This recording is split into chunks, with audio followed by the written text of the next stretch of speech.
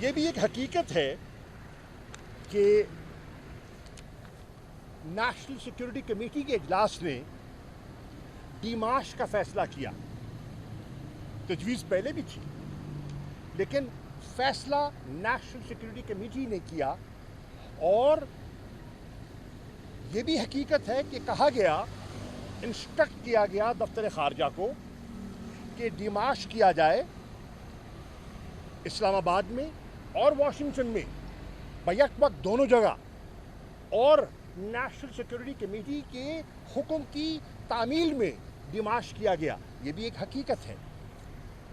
حقیقت یہ ہے کہ ووٹ آف نو کانفیڈنس آیا، اور حقیقت یہ ہے کہ اس ووٹ آف نو کانفیڈنس کے ذریعے عمران خان صاحب کی حکومت کو رخصت کیا گیا. اب ایک خوددار قوم کو اور ایک خوددار وزیر اعظم کو ان حالات میں کیا کرنا چاہیے تھا، یہ ہے سوال.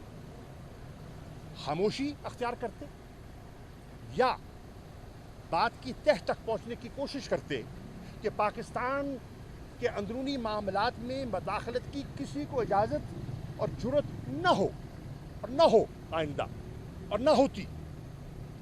یہ بھی حقیقت ہے. بہرنو بہت سی چیزیں ہیں جو میں نے وہاں پیش کر دی ہیں، اور آبویسلی اور صاحبان بھی اپنا موقف دے چکے ہیں اور دیں گے.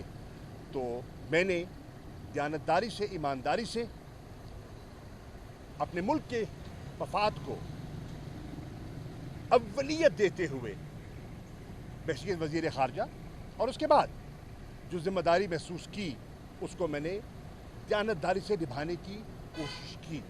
پاکستان کی آئی ٹی انڈسٹری جو ہے وہ پاکستان کی ایکسپورٹ میں ایڈیشنل اضافہ کر سکتی ہے اگلے 3 سالوں کے اندر، کیونکہ آئی ٹی اور باقی جو 3 سیکٹرز ہیں ان 3 سیکٹروں میں آئی ٹی میں فرق ہے. وہ یہ ہے کہ یہ شارٹ ٹرم میں آپ کو گین دے سکتی ہے جو پاکستان کی نیڈ ہے اس وقت.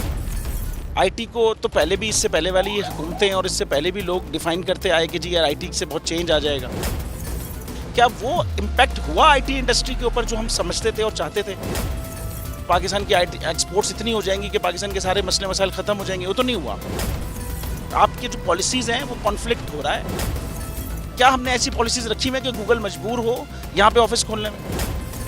پالیسیز کے تحت کرنا ہوگا. وہ 2 سے 3 مہینے 4 مہینے میں خود بخود آفسز سٹارٹ کریں گے. جو آپ کے ملک کا آئی ٹی کا انٹرپرینور ہے $100 ملین تو وہ باہری اکاؤنٹ روک لیتا ہے. آپ اس کو موٹیویٹ کر کے اس کو پھر فوکس کریں، اس پہ انسینٹیو کریں، وہ آپ کو 100 آئے گا تو آپ کا 5 ٹائمز انکریز ہو جائے گی فوراً.